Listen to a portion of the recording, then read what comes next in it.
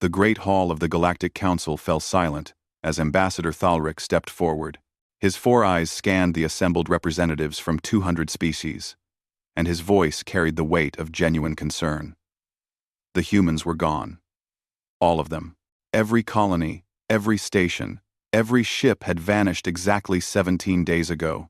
At first, no one believed him. The Vryn delegation laughed, their crystalline bodies chiming with amusement. The Sulfurians dismissed it as another human trick, probably some elaborate negotiation tactic. Humans were always difficult. Always pushing boundaries. Always refusing to follow the proper protocols that had governed galactic society for 10,000 years. If they had finally left, perhaps it was for the best. But Thalric showed them the evidence. 247 human worlds. Empty. Not destroyed. Not invaded. Simply abandoned. Buildings stood intact, lights still running on automatic systems, but not a single human remained. The exodus had been coordinated with impossible precision. 30 billion humans had disappeared in the span of less than 6 hours. Jiwan sat in the back of the observation gallery, her hands trembling. She was the only human in the entire council sector, possibly the only human within 1,000 light years. She had been studying xenopolitics at the Council Academy when it happened. No warning, no message from her family, nothing. Just the sudden, crushing silence when she tried to call home and found every channel dead. 3 weeks ago, she had received a message from her brother Minho. It was encrypted with a family code they had used as children, and it was brief. They made their choice. "We're leaving. Don't follow." She had tried to respond immediately, but the channel was already closed. At the time, she thought he was joking, or perhaps referring to some political dispute she hadn't heard about. The council debate raged for hours.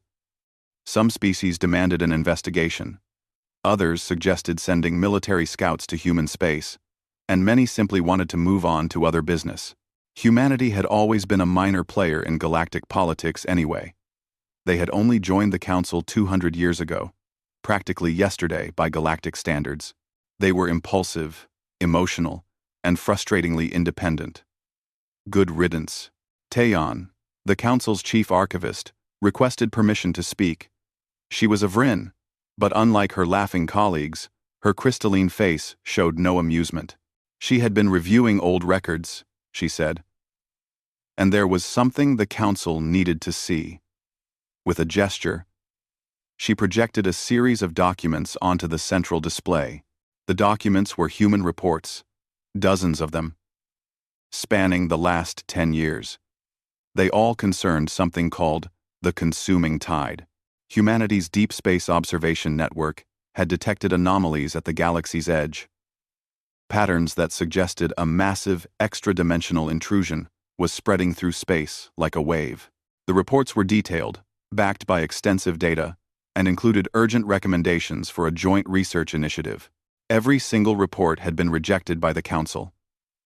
The general response had been that humanity was being paranoid, seeing threats where none existed. Some Council members had even suggested the reports were fabricated to justify human military expansion. After all, humans always seem to find reasons to build more ships and explore more aggressively than other species. Jiwan felt her chest tighten as she watched the projections. She remembered her father working late into the night on research papers. Remembered dinner conversations about the tide that her parents would quiet when she entered the room. They had known. They had tried to warn everyone, and no one had listened. The Council Prime, a being named Suyan from the ancient Krell species, dismissed Taeyon's presentation with a wave of her appendage. If they chose to flee based on false data and paranoid projections, that was their concern. The Council had more pressing matters to attend to, but Taeyon wouldn't let it go. She showed them the final human transmission, broadcast from Earth exactly 1 hour before the Exodus began. It wasn't addressed to the Council. It was addressed to individual citizens of all species. The message was simple and devastating. To our galactic neighbors, we have shared the sky with you for 2 centuries, and we have valued your friendship and cooperation. We have presented evidence of a coming catastrophe and offered solutions. Those offers were rejected.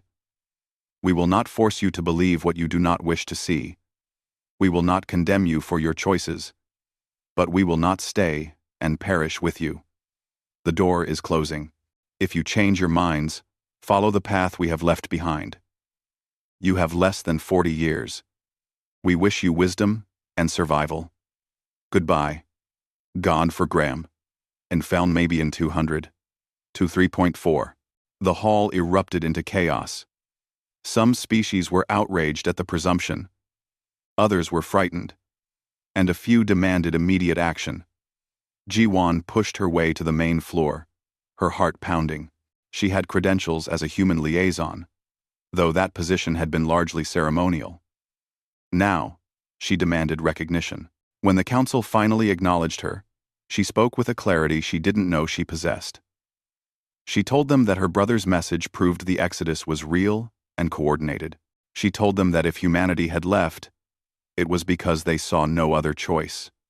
And she told them that if there was even a chance the warnings were real, the council had a responsibility to investigate. Do-hyun, a Vrin military commander, stood to support her. He had worked with human defense forces on border patrol operations. He had seen their technology, their preparations, their quiet efficiency. Humans didn't do anything on this scale without reason. If they had abandoned 200 worlds and everything they had built, they believed the threat was real. The Council Prime reluctantly agreed to form an investigation committee. Taeyeon would lead the archival research, Do-hyun would command a military survey of abandoned human space, and Ji-won would serve as a consultant on human psychology and culture. They had 6 months to present their findings. As the assembly dispersed, Ji-won stood alone in the empty hall, looking up at the stars visible through the transparent dome. Somewhere, out there, her family was alive. Minho, her parents, everyone she had ever known. They had escaped something terrible, and they had tried to take everyone with them. She wondered if it was already too late for those who remained. She wondered if 40 years would be enough time to change minds that had been closed for so long. And she wondered if she would ever see her brother again, or if she had been left behind to witness the price of the Council's pride. The silence of humanity's departure was louder than any speech they could have given. And in that silence, Ji-won heard the first whispers of regret. 3 months passed since the investigation began, and Do-hyun's fleet approached the Kepler 442 system with weapons ready and sensors at maximum range. The Vrin mining colony here had stopped transmitting 2 weeks ago. 20,000 workers and their families. Silent. It was the first non-human installation to go dark since humanity's departure. The fleet consisted of 30 warships from 5 different council species. Everyone was nervous. No one knew what they would find. Some still believed this was all an elaborate human deception, that they would arrive to find the colonists kidnapped or the equipment stolen. But Do-hyun had seen the data Taeyeon kept sending him, and he knew better. The planet appeared normal on approach. Atmosphere stable, power grids functioning, orbital stations intact. But when they entered low orbit, the sensors started showing impossible readings. The surface temperature was wrong. The electromagnetic spectrum was distorted, and there were energy signatures that matched nothing in any council database. Do-hyun led the landing party himself. His second officer protested, but he insisted. If his people were going into danger, he would face it first. That was the human way of thinking, and he had learned to respect it during years of joint operations along the border worlds. The colony looked untouched from a distance. Buildings stood straight. Vehicles were parked in neat rows, and the gardens still bloomed with modified earth plants the Vrin workers had grown for trade. But as they walked through the streets, the wrongness became apparent. Everything was covered in a thin layer of crystalline residue, like frost but shimmering with colors that hurt to look at directly. They found the first body in the central plaza. It wasn't really a body anymore. The Vrin colonist had been transformed into a statue of the same crystalline material, frozen in mid-stride, their face locked in an expression of confusion rather than fear. Whatever had happened, it had happened fast. There were thousands of them throughout the colony. Workers at their stations, children in the schools, families in their homes, all transformed, all perfectly preserved in that terrible crystalline form. The landing party moved through the streets in shocked silence, documenting everything but unable to process the scale of the horror. In the colony's science center, they found something different. A data terminal that had been deliberately left active, powered by an independent generator, and on its screen, a message in 17 different galactic languages, including Vrin. "We warned you. The consuming tide cannot be stopped, only escaped. Follow the path we left. You have 38 years. Do-Hyun transmitted everything back to the council immediately. He also collected samples of the crystalline residue, careful not to touch it directly.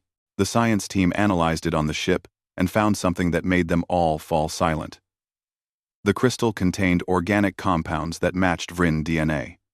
It wasn't a coating on the bodies. It was the bodies. Transformed, at a molecular level. Back at the council station, Tae-yun received Do-Hyun's report and immediately pulled up the human warnings from 10 years ago. The descriptions matched perfectly. Humanity had called it extra-dimensional intrusion, a wave of altered physics that was spreading through normal space like a tsunami. Everything caught in it was transformed, converted into a crystalline structure that existed partially in another dimension. She compiled a complete report and demanded an emergency council session. This time, the hall was packed. Every species sent their highest representatives. The images from Kepler 442 had spread through unofficial channels, and fear was replacing skepticism. Jiwon stood beside Tae-yun as they presented their findings. The archival research showed that humanity had been tracking this phenomenon for 12 years before their first official report. They had sent unmanned probes to study it. They had developed theoretical models of its behavior, and they had calculated its speed and direction with increasing precision. According to human projections, the wave was moving through the galaxy at approximately 1 light-year per month. It had started at the galactic edge, in the sector humans had called the outward rim, and was spiraling inward, following the galaxy's rotation. The calculations showed it would reach Council Prime, the political heart of galactic civilization, in exactly 39 years and 4 months. Humanity had spent 5 years developing a solution. They called it slip space technology, a way to create stable tunnels outside normal space-time that could transport matter across intergalactic distances. They had proposed building massive gates that could evacuate the entire galactic population to a neighboring galaxy, beyond the consuming tide's path. The Council had rejected the proposal as impossible. The energy requirements were too high, the engineering too complex, and the cost astronomical. Many had accused humanity of fabricating the threat to gain resources and power. Some had suggested it was a scheme to force other species to depend on human technology. So humanity had built the gates themselves. 30 massive construction projects in deep space, hidden from Council observation, consuming their entire civilization's resources for 7 years. They had tested the technology, refined it, and when they were certain it worked, they had offered one final time to help evacuate everyone. The Council had ignored that offer too. The message had been filed as human diplomatic communication, standard priority, and never reviewed by anyone in authority. 3 months later, humanity had left. Tae-yun showed the assembled council members the actual human evacuation plan. It was staggering in its completeness. They had calculated population numbers for every council species, estimated ship requirements, planned staging areas, and even designed the new colony worlds they would establish in the target galaxy. It was the work of millions of humans over years, a gift offered freely and rejected out of hand. The silence in the council hall was absolute. No one laughed now. No one dismissed the threat as human paranoia. The evidence from Kepler 442 was undeniable. And more colonies were going dark every week. Do-Hyun stood and made a proposal. The humans had left data caches in their abandoned stations. If the Council wanted to survive, they needed to find those caches and recover the slipspace technology. It was their only chance. Su-Yan, the Council Prime, finally spoke. Her voice was strained, lacking its usual authority. She asked the question everyone was thinking. Why would humanity leave behind the information needed to escape? Why not let the Council face the consequences of their refusal? Ji-Won answered. She had been thinking about this for months, trying to understand her own people's decision. She told them that humans valued life, all life, even the lives of those who had wronged them. They wouldn't force anyone to listen, but they wouldn't close the door completely either. They had left breadcrumbs for anyone wise enough to follow. The vote was unanimous. The Council would dedicate all available resources to finding the human data caches and reconstructing the slipspace technology. They had 38 years to evacuate trillions of beings from hundreds of worlds. The greatest engineering project in galactic history had to be completed by people who had rejected it as impossible just years before. As the Council dispersed to begin the work, Taeyun found another message in the human archives.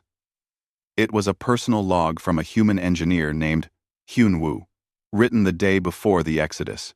We tried our best to convince them. We showed them the data. We offered solutions. We begged them to prepare. They wouldn't listen. So now we leave, and we hope they find the path before it's too late. We built this technology not just for us, but for everyone. We just wish they had believed us sooner. Do-hyun read the log over Taeyun's shoulder and felt something he had never experienced before. Deep, burning shame for every time he had dismissed human concerns as exaggeration. For every time he had assumed they were less sophisticated than older species. For every time he had failed to listen, the consuming tide was coming. And the only reason the Council had any chance of survival was because humanity had loved them enough to leave instructions behind. The coordinates led them to a dead system on the edge of former human territory. No planets, just a scattered asteroid field and the ruins of a massive research station floating in the void. Do-hyun's fleet approached cautiously, sensors sweeping for any sign of danger or activity. The station was dark, powered down except for a single beacon, transmitting a repeating pattern. Ji-Won recognized the pattern immediately. It was a children's counting song her mother used to sing, converted into binary code. The memory hit her so hard she had to sit down. Her people had designed this beacon specifically so she would understand it. They had known she would be here. Had known she would be the one to find it. The station's docking port accepted their ship without resistance. Artificial gravity activated as they boarded, and emergency lights flickered to life, illuminating corridors that had been empty for months. The walls were covered in human writing. Instructions in 6 languages, including Galactic Standard. Welcome. We hoped you would come. The first piece awaits you. They found the research laboratory at the station's core. It was pristine, organized, waiting.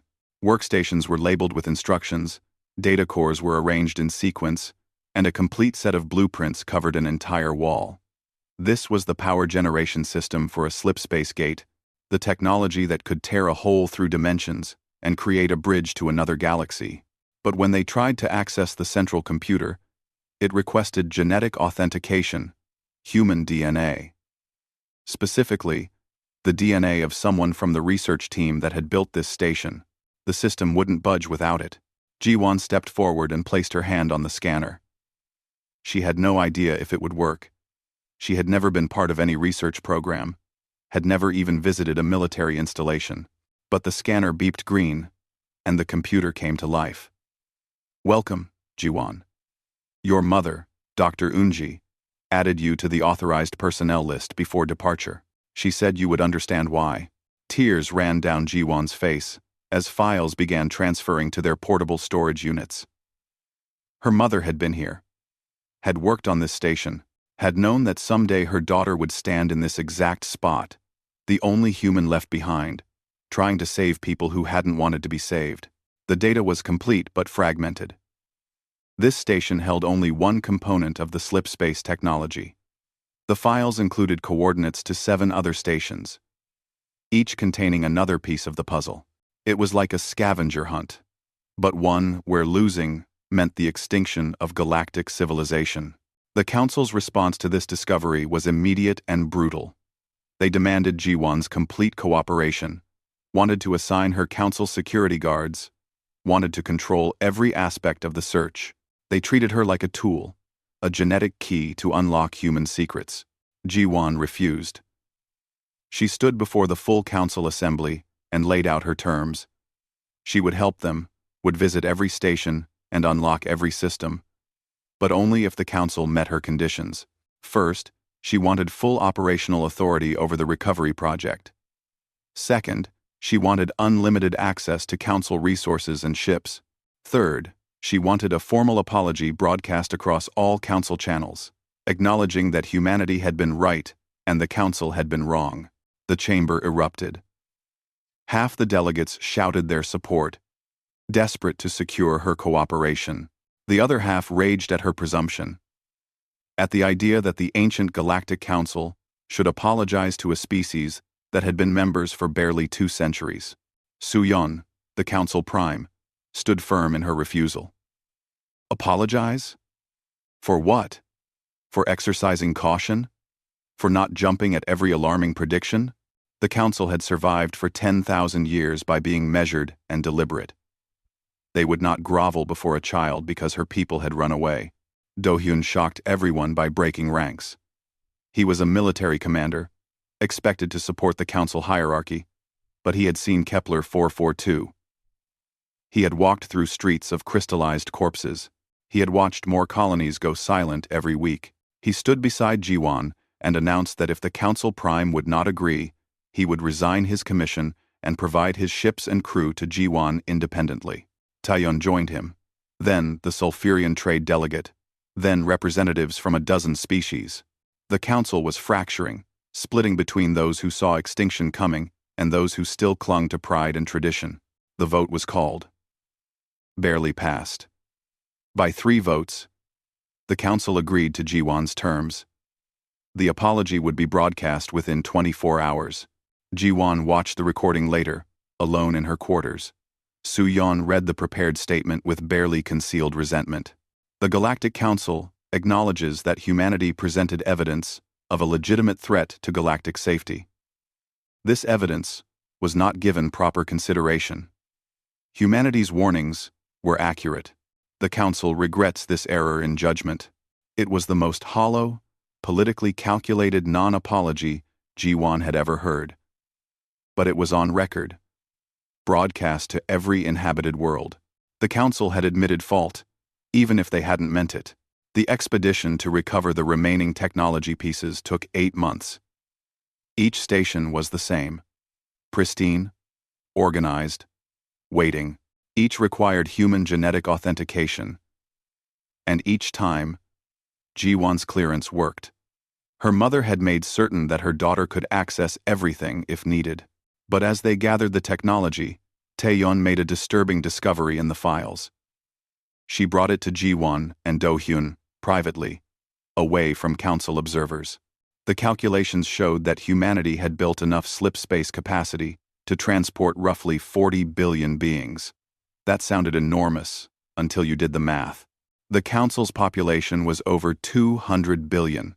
Humanity's technology, even at its full capacity, could only save 20% of them, maybe less, depending on how quickly gates could be constructed and how much time they had for repeated trips. Humanity had known this. The files made it clear. They had calculated that even with a decade of preparation and full cooperation, they couldn't save everyone. They had tried anyway, had offered what they could, and had been rejected. Now the Council faced an impossible choice.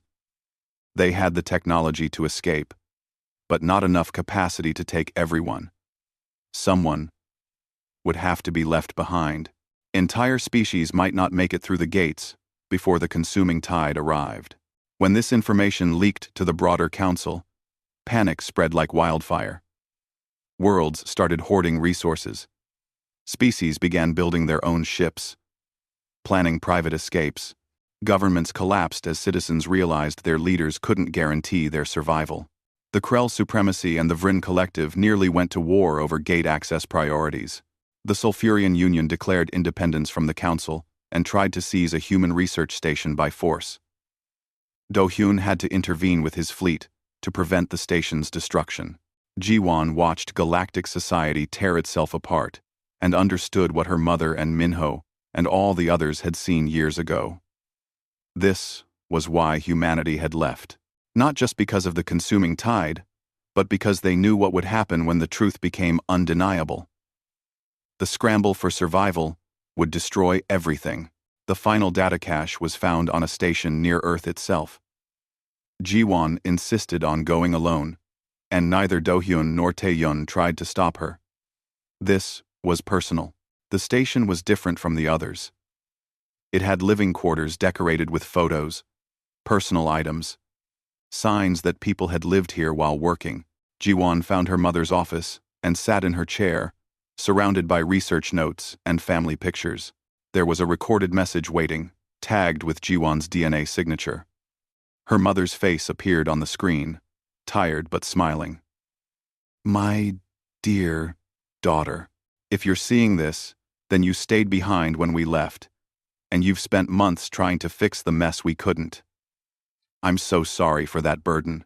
We left you instructions because we couldn't bear to leave nothing at all. 20% might survive because of you. That's 20% that would have died otherwise. Your father and I are proud of who you've become. And when this is over, if you make it through the gates, we'll be waiting on the other side. We saved a place for you. We never stopped believing you'd find your way home." Ji-won wept in that empty office, surrounded by her mother's work, carrying the weight of billions of lives. She had unlocked humanity's gift to an ungrateful galaxy. Now came the harder part, deciding who lived and who died. 20 years had passed since the day humanity disappeared. The first slipspace gate stood complete in orbit around Council Prime, a massive ring of impossible technology that shimmered with barely contained energy. It had taken every resource the Council could muster, the combined effort of 100 species, and the sacrifice of countless workers who had died in construction accidents or from exhaustion, and it was 1/10 the size it needed to be.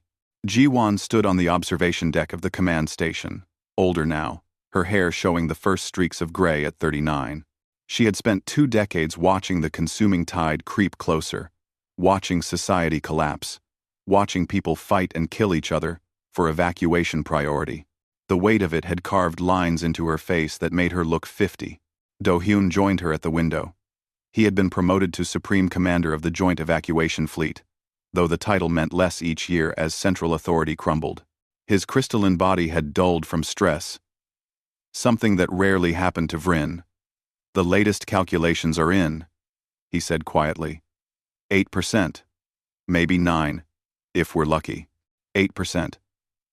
Out of 200 billion people, they could save 16 billion. The rest would die, transformed into crystalline statues when the tide reached their worlds. Ji-won had run the numbers herself 1,000 times, hoping for an error, praying for a miracle. But mathematics didn't care about hope. The lottery system had seemed fair at first. Every registered citizen of every council species got an equal chance.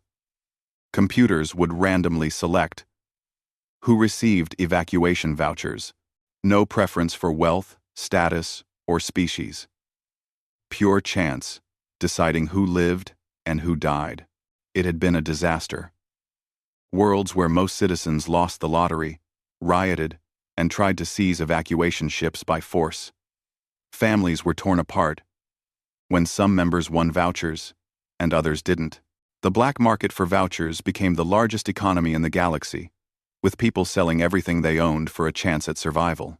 3 council species had gone to war with each other, each claiming their population deserved priority evacuation.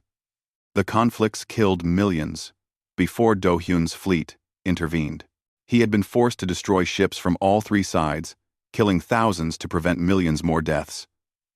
He still had nightmares about it. The Krell supremacy had withdrawn from the council entirely, declaring they would build their own gates. They had spent 15 years trying before admitting they couldn't replicate the human technology. By then, it was too late to rejoin the evacuation queue. The Krell delegation had begged Do-hyun for spaces, offering anything, everything. He had given them what slots he could, but it wasn't nearly enough. Taeyeon had thrown herself into optimization algorithms, trying to find ways to increase gate capacity or speed up the evacuation process. She barely slept, working until her crystalline body cracked from stress. She had increased efficiency by 2%, saving an additional 4 billion lives. It wasn't enough, but it was something. Late one night, Ji-won received a visitor in her quarters. The door chimed, and she opened it to find Soo-yeon standing there alone, without guards or attendants. The former Council Prime had aged terribly. The Krell lived for centuries, but stress could damage them, and Soo-yeon looked ancient. "May I come in?" she asked, her voice barely above a whisper. It was so different from the commanding tone she had used decades ago when she refused to apologize. When she dismissed human warnings as paranoia, they sat in silence for a long moment. Then, Soo-yeon asked the question that haunted everyone. Did they know? Did humanity know we would fail like this? Ji-won pulled up a file she had found years ago but never shared publicly. It was a probability analysis from Human Strategic Planning, dated 30 years in the past. The document projected a 97% chance that the Council would reject humanity's evacuation proposal. It predicted the delayed recognition of the threat, the scramble to recover the technology, and the insufficient time to build adequate escape capacity. They knew, Ji-won said softly. They calculated it all. They knew you would reject them. They knew most of you would die. They left the breadcrumbs anyway. Soo-yeon's body shook with something that might have been laughter or sobs. Why? Why help people who spurned them? Why leave us anything at all? Because they're human, Ji-won replied. Because abandoning you completely would have meant abandoning who they are. They couldn't save everyone, but they could save someone. 20% of the galaxy's population survives because humanity left instructions behind. That's 40 billion people who would have died otherwise. But 160 billion still die. Soo-yeon whispered. Because I was too proud to listen. Because the Council was too arrogant to trust a young species with alarming news. I killed them all, didn't I? My pride murdered 160 billion people. Ji-won had no comfort to offer, because it was true. The Council's dismissal of human warnings had doomed most of galactic civilization. If they had listened 30 years ago, they could have built adequate evacuation capacity. They could have saved everyone, or at least tried. Instead, they had ignored, dismissed, and mocked, and now they would pay the price. But there was one more message. One final piece of information Ji-won had found in the last data cache. She showed it to Soo-yeon now. Coordinates to where humanity had gone. A spiral galaxy 60 million light-years away, far beyond the consuming tide's path. And an open invitation. If you make it through the gates, you will be welcome in our new home. We built colonies for ourselves, but we also prepared worlds for you. Just in case. We bear no grudge against any species. We only wish we could have convinced you sooner. What's done is done. Let us face the future together, instead of dwelling on the past. Humanity sends its hope for your survival, and its promise of friendship when you arrive. Soo-yeon read the message 3 times, her body trembling. They prepared worlds for us. Even knowing we probably wouldn't listen. Knowing most of us would die. They prepared to welcome the survivors. What kind of species does that? The kind that left one of their own behind to help you, Ji-won said. The kind that values life. Above pride. The evacuation began 6 months later. The gate activated with a sound like reality tearing, and the first ships passed through to the distant galaxy. Sensors confirmed they arrived safely at the target coordinates. The journey was instantaneous from the traveler's perspective.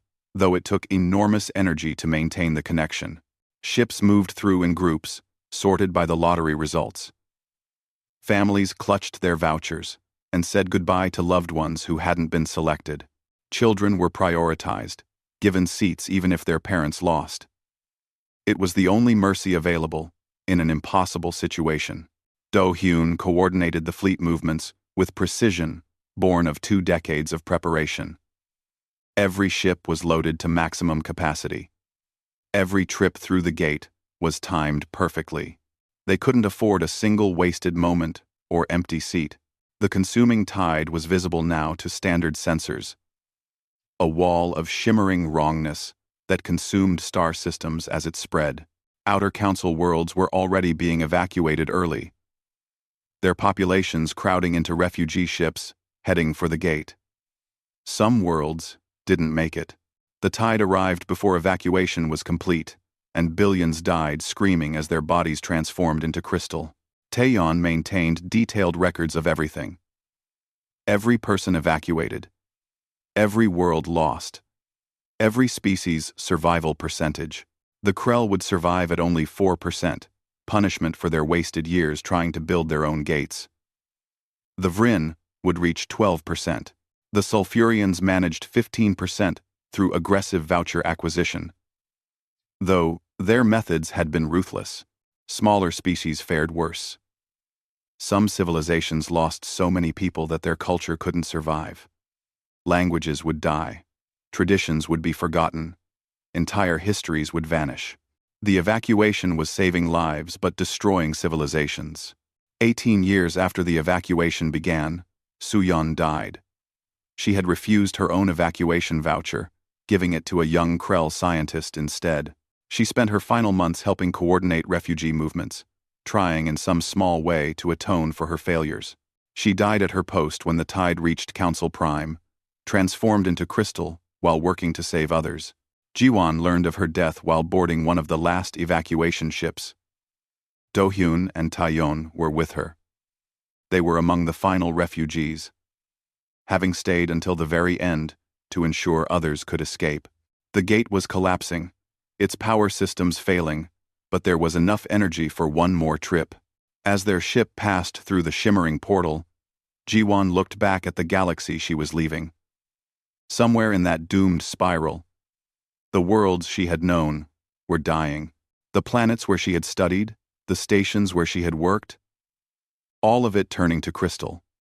And on each world, people who hadn't won the lottery were facing their final moments. The gate collapsed behind them with a flash of impossible light.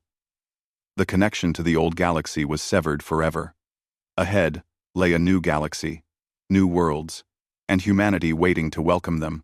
Behind lay the cost of pride, the price of refusing to listen, and the graves of 160 billion people who had died because their leaders dismissed warnings as impossible. The new galaxy spread before them like a promise. 16 billion refugees emerged from the slipspace gate into a star system that had been prepared for their arrival. Human ships waited in organized formations, their hulls marked with welcome messages in 200 languages. Docking ports extended, supply vessels approached, and communication channels opened with greetings that brought tears to exhausted eyes. Jiwon stood on the bridge of her transport, unable to speak. After 20 years of struggle, 20 years of watching civilization collapse and people die, 20 years of carrying the weight of impossible decisions, she had brought the survivors home. Not to their home, but to the home humanity had built for them. A human liaison officer appeared on the view screen. His name was Hyunwoo, and he was young, perhaps 25 years old. He smiled warmly and spoke in perfect galactic standard. "Welcome to the Andromeda Galaxy. We've been waiting for you. All survivors are cleared for immediate landing. Medical stations are prepared, housing has been assigned, and food supplies are ready. Please follow the navigation beacons to your designated landing zones." Do-hyun, standing beside Jiwon, felt his crystalline body vibrate with emotion. "They're really here. They really prepared for us." The landing zones were vast complexes that had clearly taken years to construct. Temporary housing for billions, organized by species needs. Sulfurians required high-temperature environments, so they were directed to habitats near volcanic regions. Vryn needed specific mineral-rich atmospheres, and those were ready. Krell required low-gravity spaces, and those existed too. Everything had been planned, built, and maintained in anticipation of refugees that humanity knew would probably never come. For 30 years, humans had kept these facilities ready, just in case the Council changed its mind in time. Jiwon's transport landed on a platform marked with Korean characters. Her hands shook as she walked down the ramp and stepped onto solid ground in a new galaxy. A group of humans waited at the base of the ramp, and one of them stepped forward. She recognized him instantly, even though he was now 54 years old with gray hair and weathered features. "Minho," she whispered. Her brother pulled her into a tight embrace. "Welcome home, sister. We saved you a place at the table." She broke down completely, 2 decades of strength crumbling in her brother's arms. Behind her, the other refugees disembarked, many finding their own human contacts. Others simply overwhelmed by the reality of survival. They had made it. Against impossible odds, through disaster and collapse, a fraction of their civilization had survived. Over the following months, the settlement process continued. 16 billion people needed homes, needed work, needed purpose. Humanity provided all of it with an efficiency that suggested decades of planning. Because it had been decades of planning. While the Council had been collapsing, humanity had been building a new civilization large enough for everyone. Taeyeon was assigned to work in the new archives, a vast data repository that humanity had created to preserve galactic history. When she arrived, she found that humans had already compiled everything. They had copied every Council record before leaving, had preserved every species' history and culture, had even saved personal records and family trees. "Why?" she asked the human archivist, showing her around. "Why preserve our records when we refuse to listen to you?" The archivist, a woman named Minji, looked at her sadly. "Because your history matters. Your people matter. Whether you listen to our warnings or not, doesn't change the value of your civilization.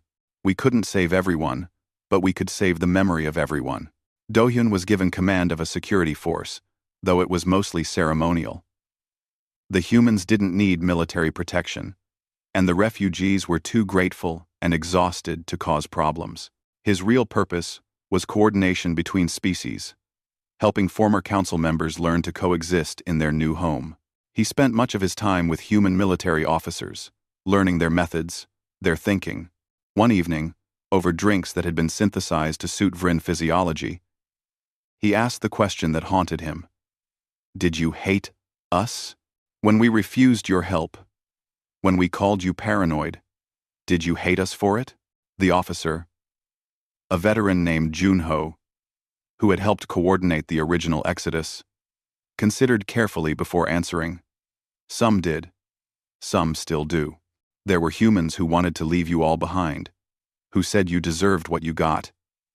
But most of us just felt sad. We saw the consuming tide coming.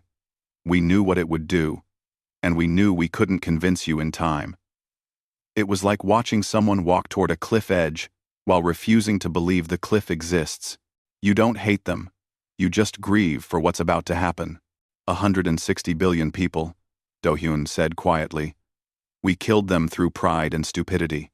"You saved 16 billion, Junho replied. "You found our breadcrumbs. You followed them.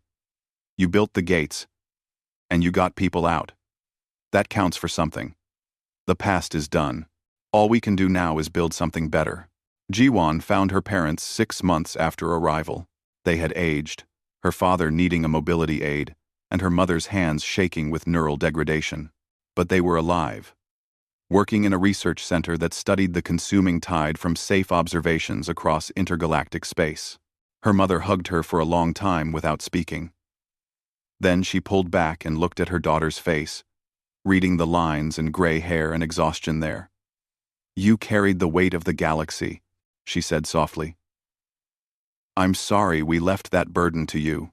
I was the only one who could," Jiwon replied. "And I did it. Not everyone survived. But some did. Because of you. Because of your work. 16 billion people got a second chance. Her father showed her their research. The consuming tide had finished spreading through the old galaxy 5 years ago. Everything had been transformed. 100 billion star systems converted into crystal structures that existed partially in another dimension. The galaxy still existed, but it was dead. Uninhabitable. Beautiful in a terrible way. Did we ever figure out what caused it? Jiwan asked. Natural phenomenon, her mother explained. Dimensional membranes sometimes rupture, and when they do, physics itself changes in the affected area. It's like a tsunami of altered reality. There's nothing that can stop it. Nothing that can reverse it. Jiwan thought about Suyeon, who had died refusing to believe something impossible until it was too late. She thought about the billions who had perished because their leaders couldn't accept an uncomfortable truth, and she thought about humanity, who had seen the impossible and simply dealt with it. The settlement took on permanent form over the next 10 years. The refugees built cities, established governments, created new versions of their old cultures. They weren't the Galactic Council anymore. That proud institution was dead, buried under crystalline ruins light years away. They were something new. Humans didn't dominate the new galactic community. They had the technology, the resources, and the power to rule if they wanted. But they didn't want that. They had spent 30 years preparing to welcome refugees, and now they focused on helping them rebuild. Humans served as advisors, engineers, teachers, but not rulers. A memorial was built on the primary settlement world. It was Taeyeon's design, approved by representatives from all surviving species. A vast crystalline structure, deliberately echoing the form of the consuming tide's victims, with the names of every recorded person who hadn't made it through the gates. 160 billion names carved in crystal, arranged by species and homeworld. You could walk through the memorial for days and never see all of it. At the entrance, a human-designed inscription in 200 languages read, "They dismissed our warnings, but we never dismissed them. May their memory teach us to listen." Jiwan attended the memorial's dedication ceremony. She was 53 years old now, her hair fully gray, her body showing the wear of decades of stress. Minho stood beside her, and her parents were there too. Elderly, but still working. Do-hyun and Taeyeon completed their small group, the core team that had made the evacuation possible. Thousands of survivors gathered for the ceremony. Representatives from every species, families who had lost loved ones, children who had been born in the new galaxy and would never see the old one. They stood in silence as the names of the dead scrolled across the memorial's surface, a river of light and loss. Someone in the crowd began to sing. It was a Vrin funeral chant, old and mournful. Others joined in, each species adding their own traditional sounds. The resulting harmony was strange, discordant, but somehow beautiful. It was the sound of people who had lost everything, learning to grieve together. After the ceremony, Jiwan walked alone through the memorial. Searching for specific names, she found Suyeon's entry, marked as former Council Prime, died in service during evacuation. She found the names of colleagues from the academy, friends from her childhood, millions of people she would never see again.